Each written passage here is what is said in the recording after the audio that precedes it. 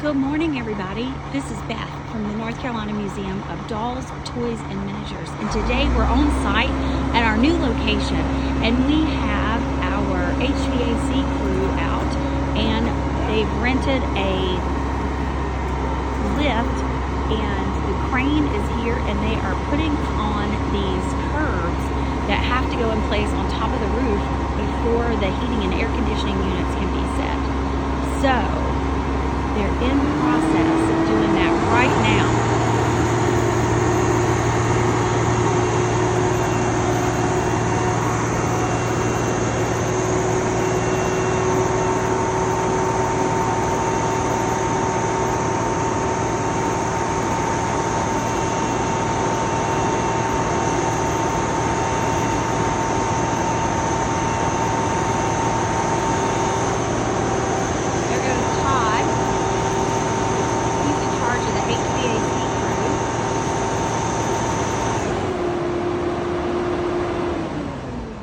So there are 5 separate units that are going into our new location, which you can see has had a new paint job and looks fantastic.